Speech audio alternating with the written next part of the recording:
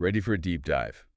Today we're really digging into the pressures facing teenagers, Mm.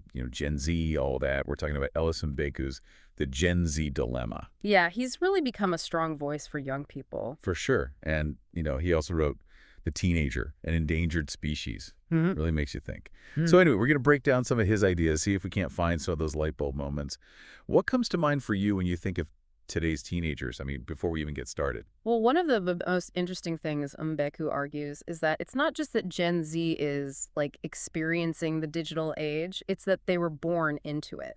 Big difference, Yeah. right? Like a totally different way of seeing the world. Right. We kind of dipped our toes in the water, but they were like Yeah. thrown in the deep end. Exactly. And Mbeku really hones in on that constant connection. He calls it a double-edged sword, which I think is a great way to put it.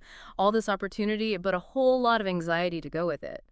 And a skewed view of reality, you know? And that's where social media comes in. And Mbeku doesn't hold back. He pretty much says it's like a breeding ground for insecurity. Mm. Thinks all that comparing yourself to others is a huge reason why we're seeing more and more mental health issues in teenagers. Yeah, and he uses this phrase, digital inadequacy. Yeah. Really powerful, right? Basically, he's saying that we're constantly measuring ourselves against this ideal of perfection that we see online. You know, like when you're scrolling through Instagram, it's all vacations and like perfect bodies and everyone's winning at life. But we forget that's not real. It's just a highlight reel. So easy to forget that, right? I mean, it's not real life. It's just like this carefully edited, version of reality. Exactly. And for teenagers who are still figuring out who they are, all that perfection can really do a number on their self-esteem. You know, make them feel like they'll never be good enough. It's kind of like, when you're scrolling through LinkedIn and everybody's got these amazing jobs and you're like, wait, I'm still trying to figure out what I want to be when I grow up. Except imagine feeling that way about everything, like all the time. That's got to be tough. Right. And Becky talks about this pressure to create this success theater online. So you've got to have this perfect life, at least on the surface, even if everything's falling apart behind the scenes. Must be exhausting. It does make you wonder, though, is this just like a Gen Z thing, this whole pressure to be perfect online? Or is it, something we all feel, even if we didn't have social media growing up? That's such a good point, and it really gets at this human need to compare ourselves to others. But what Mbeka's getting at is that for Gen Z, it's not just keeping up with the Joneses. It's this constant measuring themselves against these, like, digitally enhanced, often impossible ideals. You know what I mean? Totally. And this actually makes me think about how Mbeku connects all of this to this idea of the endangered teenager. Could you maybe unpack that a little bit? Yeah, so while this whole curated reality of social media thing is a huge stressor, Mbeku argues that it's not the only thing, right?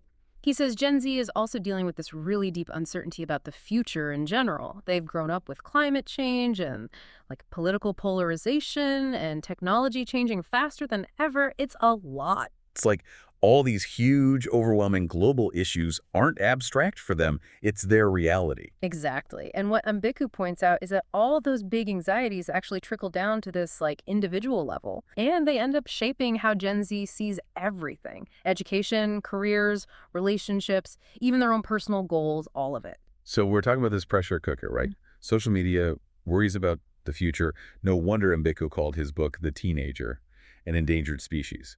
Do you think he's being a little dramatic with that, or is he on something?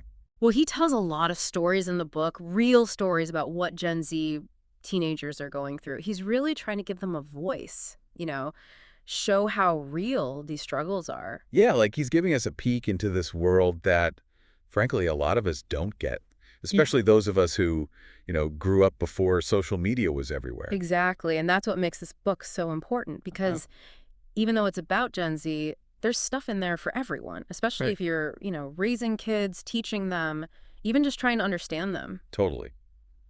And I feel like we could talk about all this for another hour, but for the sake of time, we should probably start to wrap things up.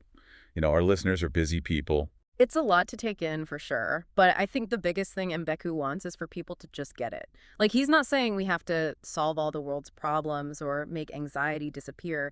It's more about, bridging the gap between generations, listening to young people and actually trying to learn from them. Right. So less about having all the answers and more about showing up ready to listen, really hear what they're saying. Exactly. It's about recognizing that Gen Z's challenges are like multi-layered, right? There's no easy fix. Which brings us to you, dear listener. We've spent this whole time talking about the Gen Z dilemma. What do you think? What parts of this really stuck with you? Maybe something even reminded you of your own life or the things you worry about. Think about it. And remember how Mbeku talks about the importance of understanding and being there for Gen Z? It's key. So here's something to think about. What's one thing, even something small, that you can do to bridge that gap, to support the young people in your life? Maybe it's putting down your phone and really listening for once. Maybe it's having a real conversation about the stuff they're dealing with. Or maybe it's just letting them know that their feelings are valid. Whatever it is, even the smallest gesture can make a big difference. No. So thanks for joining us on this deep dive, everyone. Keep those brains working, keep asking those tough questions, and keep the conversation going. We'll see you next time.